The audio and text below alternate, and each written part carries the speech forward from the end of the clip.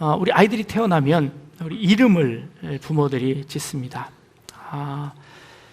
인터넷을 비롯해서 여러 군데 책을 보기도 하고 아주 좋은 이름을 지으려고 합니다.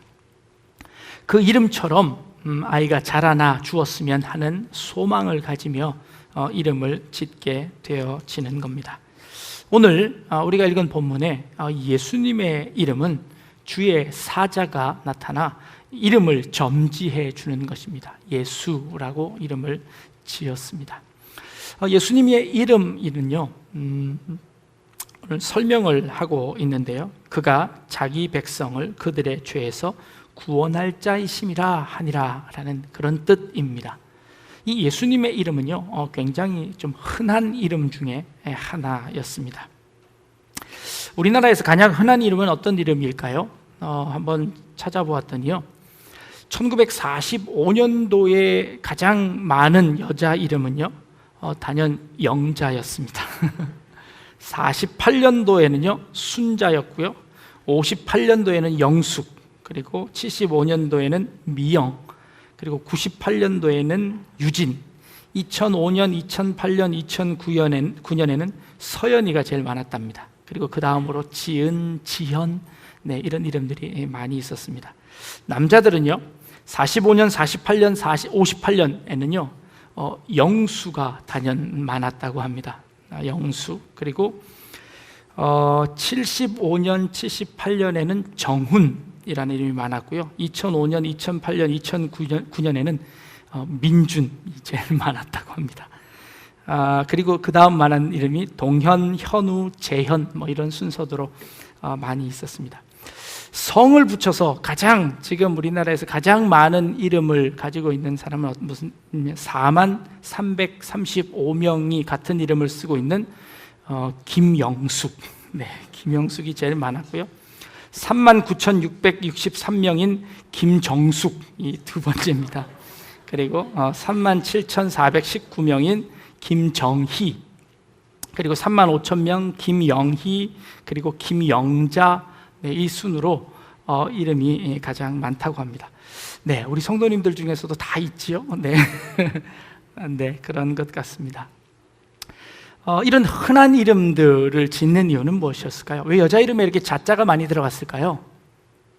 이것은 그 일제의 잔재입니다. 자자는 아들 자자를 써서 여자 이름에 잘 안 쓰는 건데, 일본에서 몇몇 귀족들이 자신의 딸을 귀하다는 의미로 자자를 넣어서 붙였다가 그것이 퍼지면서 일본의 평민들까지도 다 자자를 쓰게 되고, 그랬다가 나중에 일제 치하 때 우리나라가 이제 여자 이름도 자자를 많이 들어가게 되었다라는 한 논문을 잠깐 읽어본 적이 있습니다. 하여튼 그렇게 해서 자자가 많아졌다고 합니다.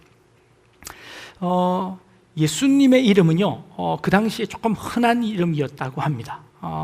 원래 이름은 메시아, 또 구원자, 하나님은 우리의 구원자시다 라는 그런 의미의 예수라는 이름을 가지고 있습니다. 어떤 주일학교 학생이 물어봅니다. 우리가 맨날 예수님 하는데요, 우리가 너무 버릇없이 부르는 것 아닌가요? 예수님의 성은 뭘까요? 하고 물어봤습니다. 여러분들 예수님의 성이 뭔지 아시나요? 예수님은 어떤 성일까요? 김씨, 이씨, 어떤 김예수님, 예수님의 성은 무엇일까요?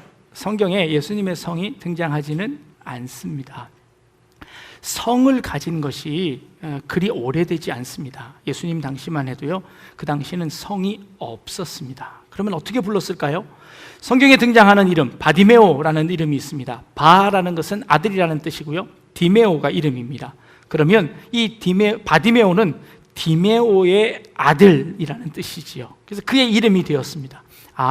그의 아버지는 디메오고 그의 아들은 그의 아버지의 아들 바디메오다 라고 이름을 적는 겁니다. 이렇게 아버지의 이름을 부르거나 혹은 그 사람이 살고 있는 동네를 부르는 겁니다. 우리나라처럼 순천댁, 영남댁 이렇게 부르는 것처럼 살았던 지명을 부르는 겁니다. 그러면 예수님의 이름은 어떻게 불려졌을까요?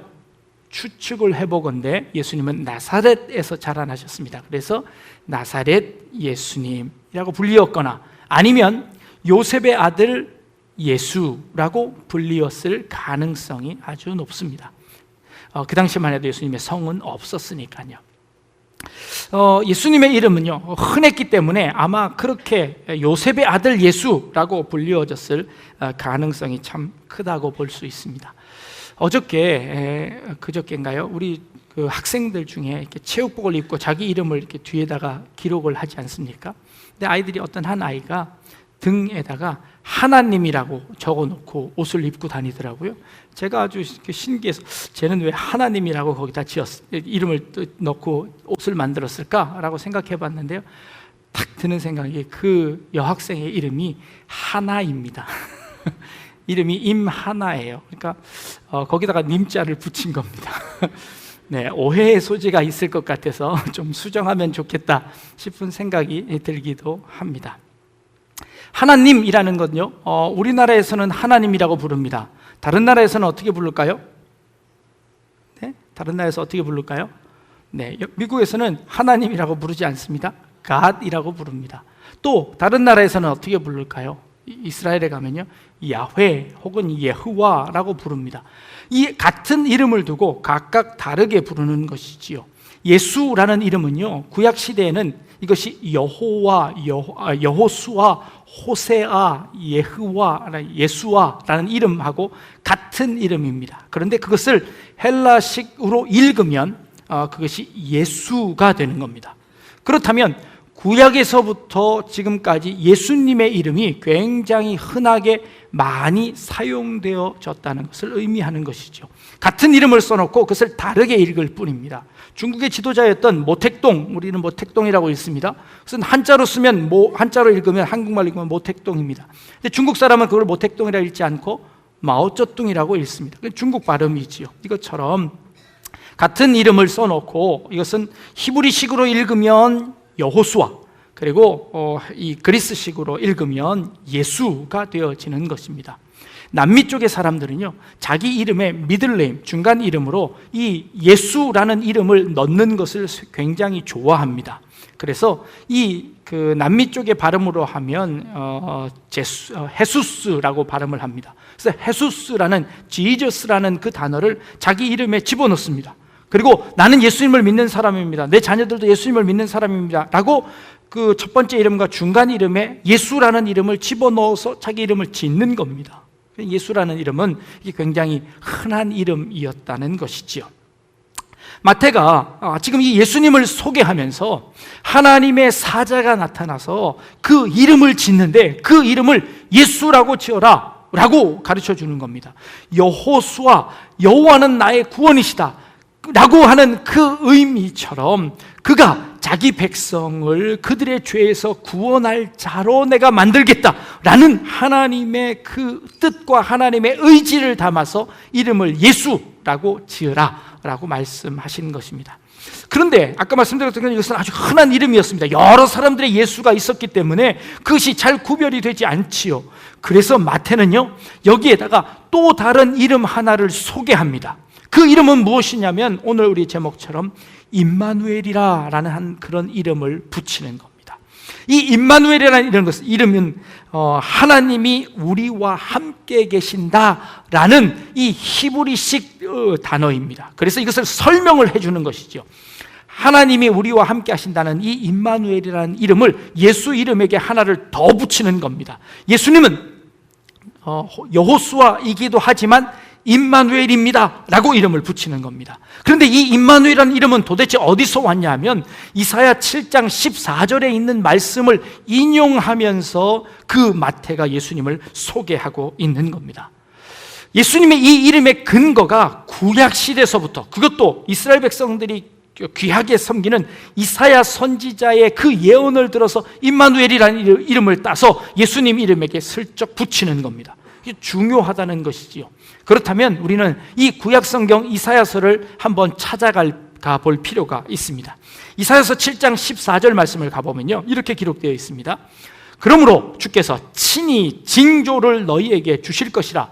보라, 처녀가 잉태하여 아들을 낳을 것이요 그의 이름을 임마누엘이라 하리라 라고 말씀하셨습니다. 요 구절을 딱 따서 마태가 인용을 하면서 예수님이 바로 그 임마누엘이다 라고 소개하는 것입니다. 이 이사야서의 배경을 우리가 조금 살펴보아야 하는데요, 그 당시 이스라엘은요, 같은 나라가 두 나라로 갈라져 있습니다. 솔로몬 왕이 성전을 짓고 자기의 궁전을 짓느라고 너무 백성들을 혹사시켰습니다. 솔로몬이 죽고 난 다음에 그의 아들 르호보암이 왕이 되었는데, 백성들이 우리가 너무 힘드니까 우리의 힘든 것을 좀 봐주십시오 라고 했더니, 이 르호보암이 그 백성들의 그 고통을 듣지 않고 오히려 솔로몬보다 더 힘들게 일을 시켜버렸습니다. 그래서 이스라엘이 반란이 일어나서, 이스라엘은 12지파 12족속들이 살고 있는데 그 중에 10지파가 반란을 일으켜서 북쪽으로 다 가버렸습니다. 그 북쪽의 그 대표는 여로보암이라는 지파였습니다. 남쪽은 이 유다와 베냐민 지파 두 지파만 겨우 남아서 남쪽을 유지하고 있었습니다. 이 북쪽에 있는 10지파는요, 때만 되면 호시탐탐 이 남쪽 유다를 노려왔습니다. 이것을 다 자기들이 빼앗아 가려고 계속해서 도전을 했습니다.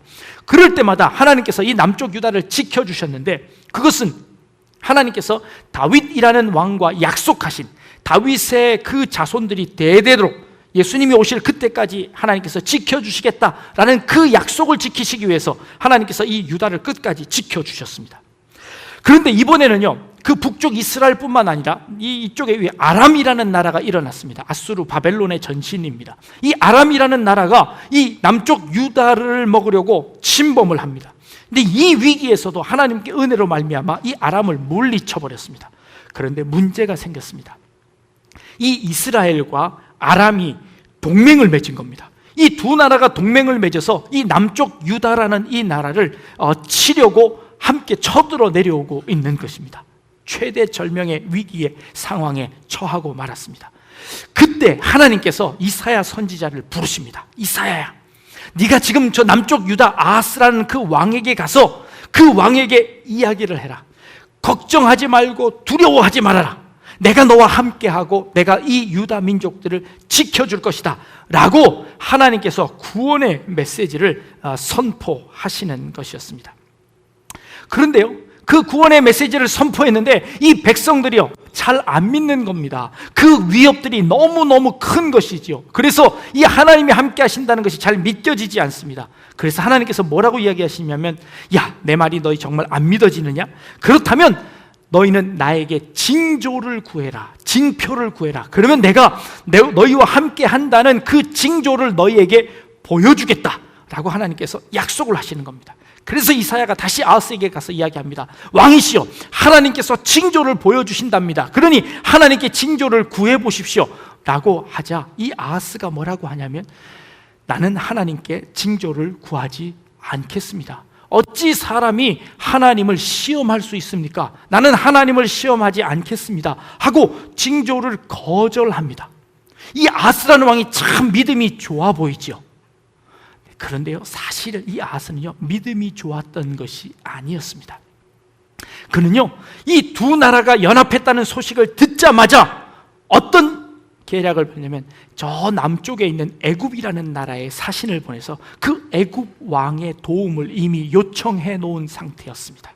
그래서 이 이사야 선지자가 하나님께 오십시오, 하나님께 징조를 구하십시오 라고 이야기할 때, 나는 하나님께 징조를 구하지 않겠습니다. 하나님은 나는 믿을 수 없습니다. 나는 저 애굽 나라의 약속을 받았습니다. 애굽이 나를 도와주면 저 아람 나라들도 나를 어찌할 수 없을 것입니다 하고 하나님의 징조를 거절한 것이었습니다. 하나님이 그 음성을 들은 후에, 그 말을 들은 후에 하나님께서 뭐라고 하시냐면, 그게 오늘 읽은 우리의 이사야 7장 14절 말씀입니다. 네가 내 징조를 받지 않겠다고? 네가 내 도움을 받지 않겠다고? 내가 너에게 친히 징조를 보여줄 것이니, 그 징조는 무엇이냐 하면, 보라, 처녀가 잉태하여 아들을 낳을 것이요 그의 이름을 임마누엘이라 하리라 하고 하나님께서 구하지도 않은 그 아하스에게 내가 징조를 보여주겠다 라고 해주신 말씀이, 그 징조가 바로 이 임마누엘이라는 이름이었습니다. 그렇다면 하나님께서 왜 이런 일들을 주셨을까요? 그 일 이후에요, 이스라엘은요, 그 북이스라엘과 그 다음에 아람 나라를 통해서 이 유다 나라는 굉장히 어려움을 당합니다. 그 아람 나라로부터 온갖 어려움을 당해서 그들이 머리를 밀려오고 다리 털을 다 밀려오고 그런 치욕을 당합니다. 그러나 하나님께서 너희들과 함께 한다는 그 사실을 너희들이 결국에는 알게 될 것이다 라는 의미로 보여주시는 것이었습니다.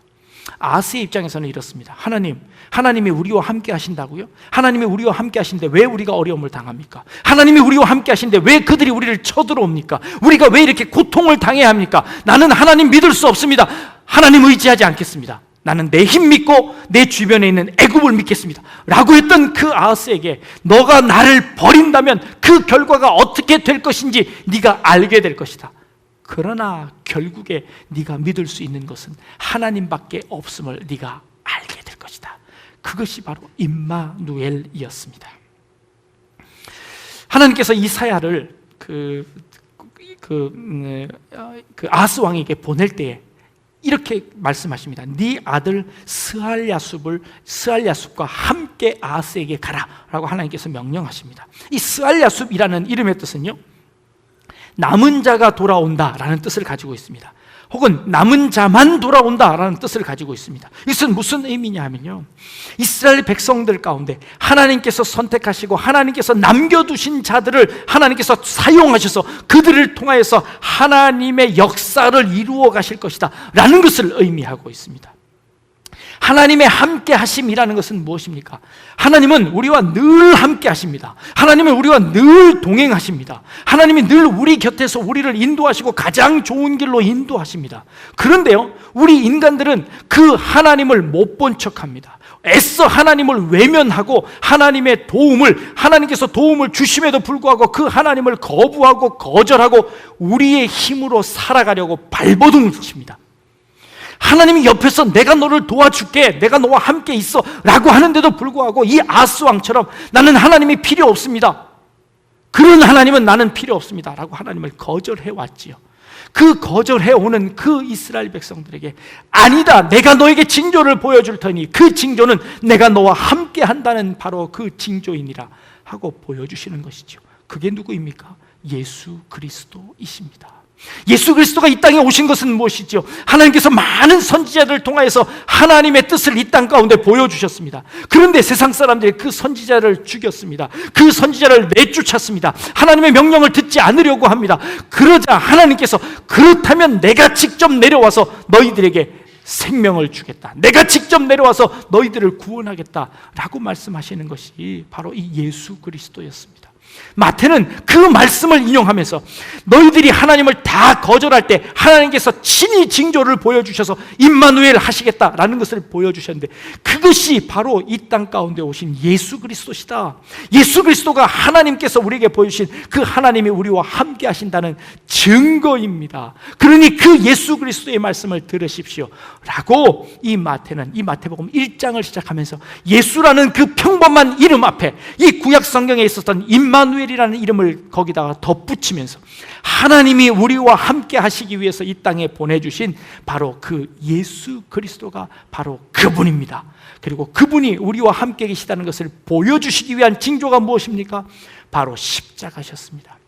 십자가를 지시고 우리를 위하여 당신의 목숨을 다 내어주신 그 은혜야말로 주님이 우리와 늘 함께 계시다는 것을 우리에게 보여주시는 증거입니다 라고 이 마태가 그 예수님을 소개하고 있는 것입니다.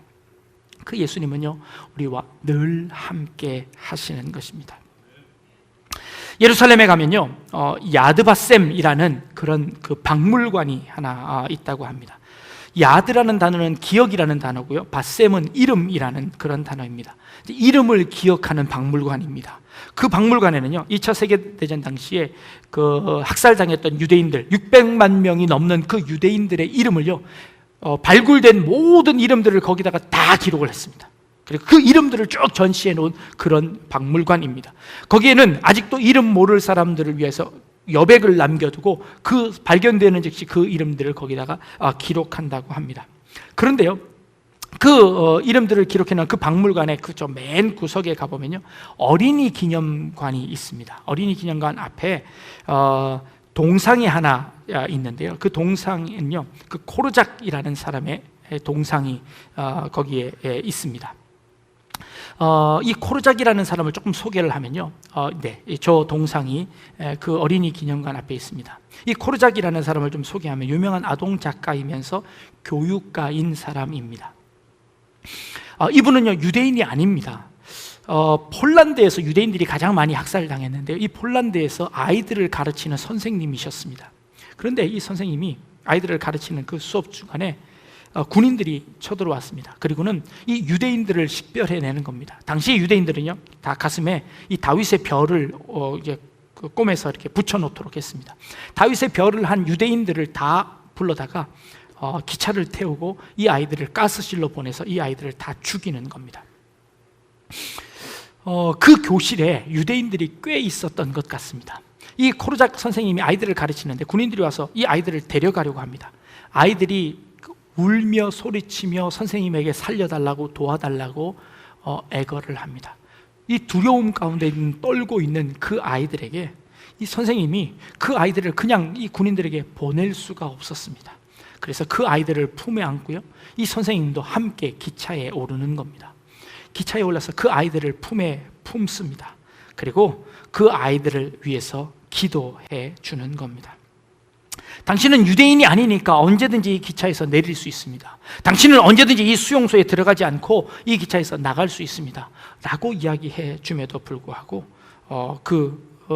아이들을 버리지 않고 이 선생님은 끝까지 그 아이들과 함께 갑니다. 그리고 결국에 그 가스실까지 이 아이들을 끌어안고 그곳으로 가서 아이들과 함께 죽습니다.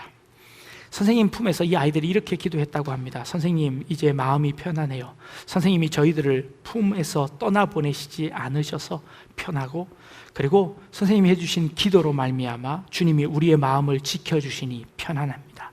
이제 더 이상 두렵지 않습니다 라고 선생님에게 이야기했다라는 겁니다. 그런 기도의 글과 그 글들이 그 박물관에 기록되어져 있습니다.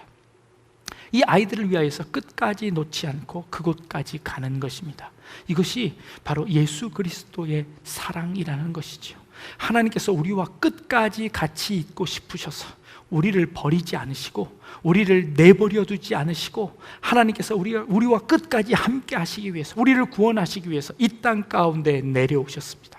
그리고 십자가를 지셨습니다.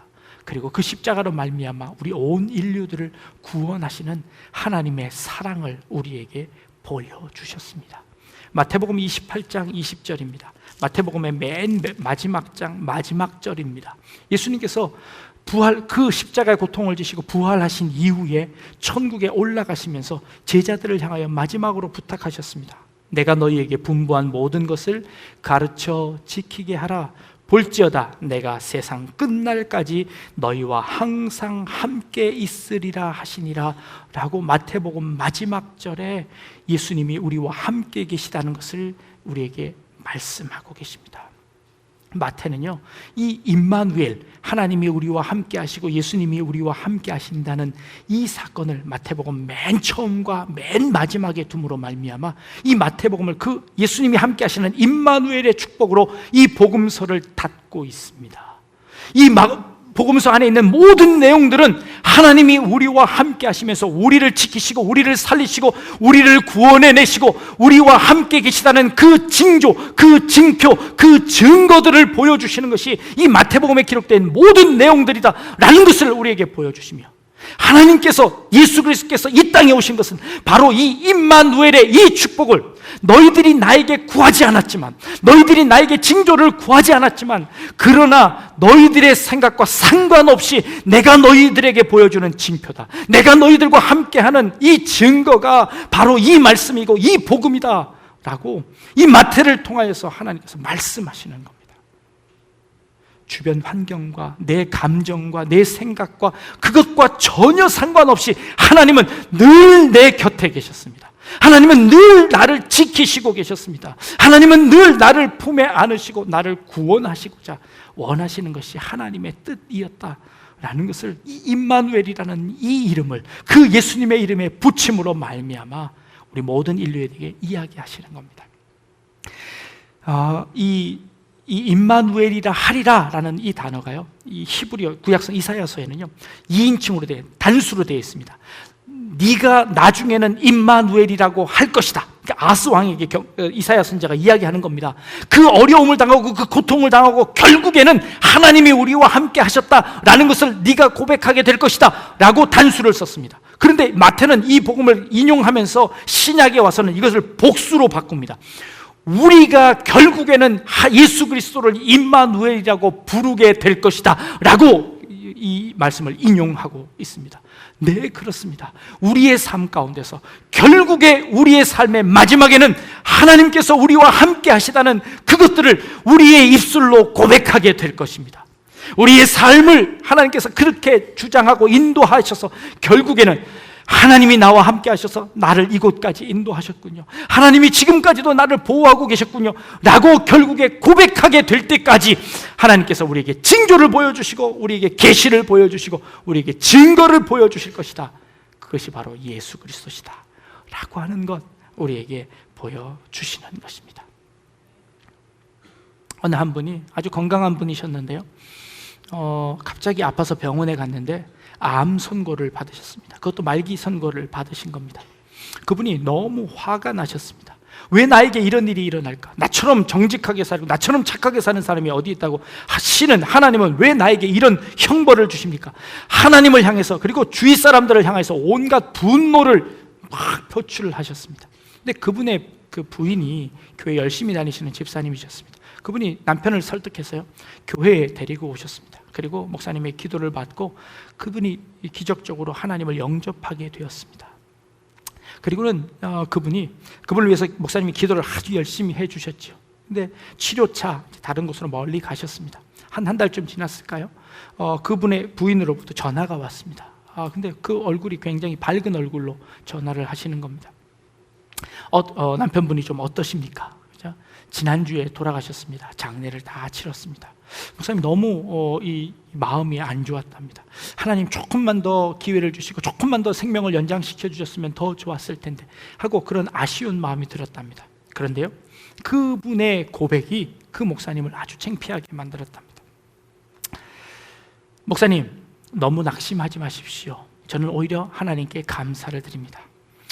하나님께서 내 남편을 치료하지는 않으셨지만 그러나 내 남편은 하나님의 말씀에 치유되었습니다 라고 고백을 하더라는 겁니다. 무슨 차이일까요? 하나님께서 그 분의 병을 치료해 주시지는 않았습니다. 그런데요, 하나님께서 그 마음을 치유해 주셨다고 고백하는 겁니다. 그가 돌아가실 때는요, 아주 평안한 얼굴로 그리고 자녀들을 축복하면서 오히려 그 생을 마감할 수 있게 되었다는 것입니다. 여러분 한번 생각해 보십시오. 우리에게 어려움, 건강의 문제들이 생깁니다. 연세가 드시고 세월이 지나면 어쩔 수 없는 일이지요. 우리가 평생, 우리가 영원토록 살아갈 수 없습니다. 우리의 육신은 언젠가 땅에 묻혀야 합니다. 근데 그것보다 더 중요한 것은 무엇인가요? 우리의 영혼의 평안을 얻는 것이지요. 우리의 마음의 평안을 얻는 것이 훨씬 더 중요합니다. 그 고난을 통해서요, 그 어려움을 통해서 오히려 우리가 하나님을 고백하게 되고 나의 구세주로 고백하게 되고 그 영혼이 자유함을 얻는다면 그것은 우리에게 더 큰 은혜일 수 있다는 것이죠. 오히려 그 부인은요, 내 남편이 하나님의 말씀으로 치유가 되었습니다. 그가 마지막에 웃는 얼굴로 하나님의 나라에 들어갈 수 있었습니다 라고 고백하는 것입니다. 하나님은요, 이렇게 우리를 떠나지 않으시고 고통과 어려움 가운데서도 늘 우리 곁에 계셨습니다. 그리고 그 영혼을 위하여 늘 우리를 위하여 간구하고 계시고 우리를 지키시고 보호하셔서 결국에 하나님의 사람으로 세워질 수 있도록 하나님께서 우리를 보호하신다는 이 말씀이 임마누엘의 예수 그리스도, 임마누엘의 하나님이 우리와 함께 하십니다 라는 이 고백 속에 들어가 있다는 것입니다. 여러분들도 한 분 한 분, 이 자리에 참석하신 우리 모든 성도님들, 하나님께서 버려두시지 않고 여러분 곁에 하나님이 계시는 줄 믿습니다.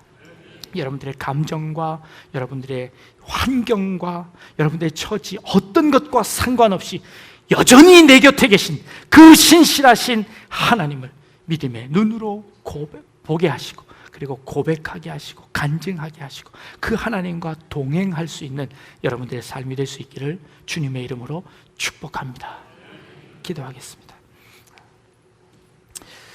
보라, 처녀가 잉태하여 아들을 낳을 것이요 그의 이름은 임마누엘이라 하리라. 우리가 하나님께 요청하지도 않고 하나님을 구하지도 않았지만 그러나 하나님께서 늘 우리 곁에 계시며 우리를 위하여 간구하시고 우리를 지키시고 보호하시는 하나님이신 줄을 저희들이 믿습니다. 늘 하나님만 의지하고 하나님과 동행하는 우리의 삶이 되어질 수 있도록 인도하여 주옵소서. 감사드리며 예수님의 이름으로 기도드립니다. 아멘.